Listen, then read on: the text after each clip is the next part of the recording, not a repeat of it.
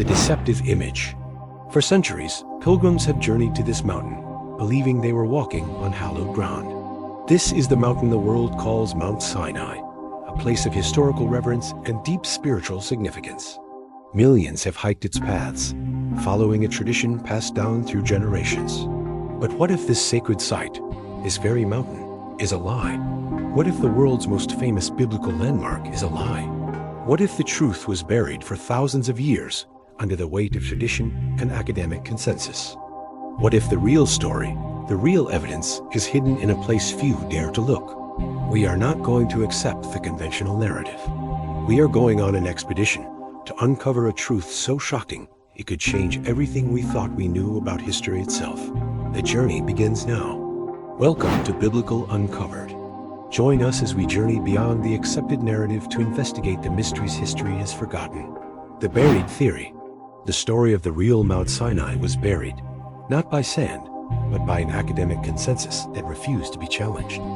This forbidden theory didn't begin with a team of esteemed archaeologists. It began with a controversial figure named Ron Wyatt.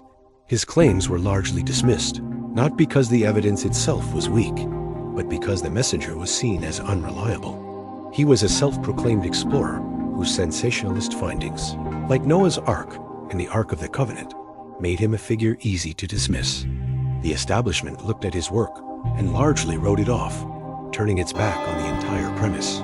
But what if the messenger was wrong and the idea was right all along? What if the core of his theory, that the true mountain of Moses was not in Egypt, but in Saudi Arabia, was a thread of truth in a tangled web of misinformation? We're going to pull on that thread. We're going to filter out the controversy and focus on the cold, hard evidence that remains. This isn't about defending a single person. It is about a journey to a hidden location, a journey of discovery that the world has tried to forget. This is a story about how a groundbreaking idea can be lost simply because of the person who found it. The journey begins. So if not here, then where? Our search takes us far from the well-worn paths of Egypt and deep into the forbidden landscapes of Saudi Arabia. It takes us to a mountain so remote, so isolated, that it has remained virtually untouched by the modern world. This is a mountain that defies all explanation. A mountain with a scorched black peak that seems to defy the very laws of nature itself. This is Jabal al-Lawz.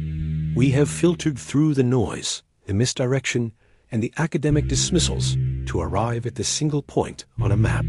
This mountain is not just an alternative theory. It is the beginning of a real, verifiable investigation. It is the core of our expedition, and its secrets are about to be uncovered. You are here for the journey. Every clue we find from this moment forward will lead to an inescapable conclusion: the blackened peak. The first piece of evidence is also the most visually arresting. The book of Exodus describes a mountain covered in smoke because the Lord descended upon it in fire. The traditional location, Jabal Musa, shows no such evidence of this kind of scorching. But look at Jabal al-Lawz. Its entire summit, the top third of the mountain, is literally scorched black.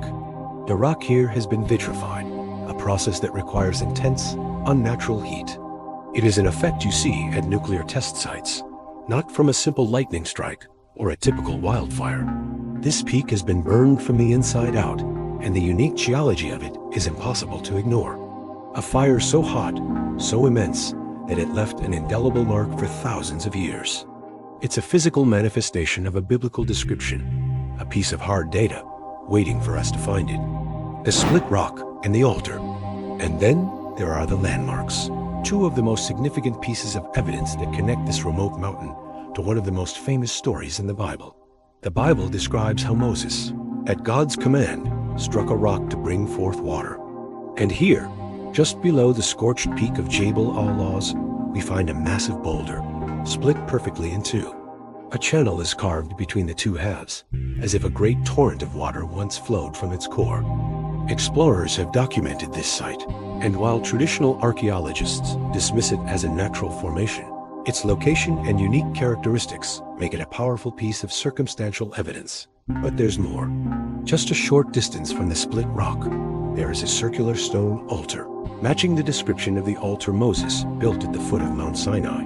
This structure, along with other similar finds, perfectly matches the description of the altar Moses built. It is a tangible link, a stone and mortar connection to a story that has been told for thousands of years. The discovery of these altars and the split rock adds weight to the theory, turning a simple claim into a comprehensive investigation. It's a puzzle with pieces that fit together almost too perfectly. The political obstacle and the final clue. So with all this evidence, from the scorched peak to the split rock, you have to ask yourself, why haven't we heard of this? Why isn't this the established historical consensus? The answer lies not in a lack of evidence, but in a lack of access. The Saudi government has heavily restricted access to the site for decades. For years, it was classified as a military zone. Explorers and researchers have confirmed the presence of military patrols and fences, with access limited to the public. This isn't just a remote location, it's a forbidden one. This political blockade has created a vacuum of information, allowing a traditional narrative to persist unchallenged. And the academic community, unwilling to challenge a deeply held tradition, has largely ignored the evidence. They have dismissed the theory and the findings, claiming they are nothing more than natural formations or unverified claims. It's a classic case of the establishment protecting its own narrative. But the most stunning clue of all isn't at the mountain's base or in its blackened peak. It's a clue that was left behind for us to find, a piece of historical truth that cannot be dismissed, and it is carved into the mountain's very rock, the grand reveal. We have followed a trail of clues left by history itself, from a scorched peak and a split rock to a forbidden location. But now, we've come to the final, most definitive piece of evidence. The Bible tells us that while Moses was on the mountain receiving the 10 Commandments, the Israelites grew restless and built a golden calf to worship.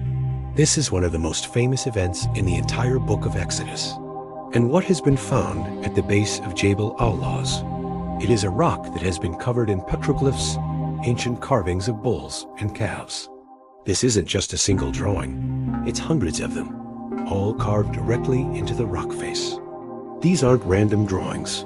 They are a historical record left behind for us to find. Saudi archaeologists have confirmed the existence of these petroglyphs, dating them to a period consistent with the Exodus. It is a tangible link to a specific biblical event, a piece of irrefutable evidence that connects the biblical account to this one specific location in a way that no other place on earth can. This isn't a coincidence. This is a historical record. This is a monumental discovery that provides the ultimate payoff to our journey, the satisfying conclusion. From the moment we challenged the conventional narrative, we embarked on a journey of discovery. We've seen the blackened peak of a mountain, its summit scorched by an immense fire.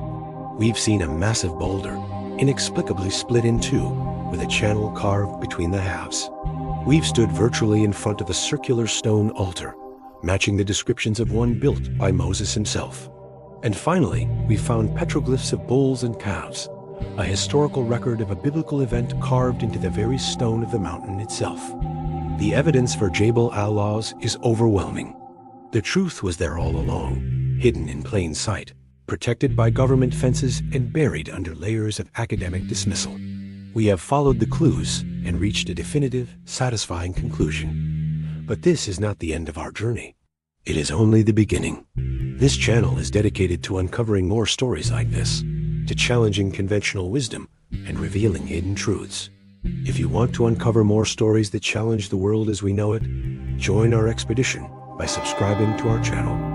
You won't want to miss what we uncover next. Because if a truth this big can be buried for centuries, what else is waiting to be uncovered? What other mysteries are waiting for us to find them?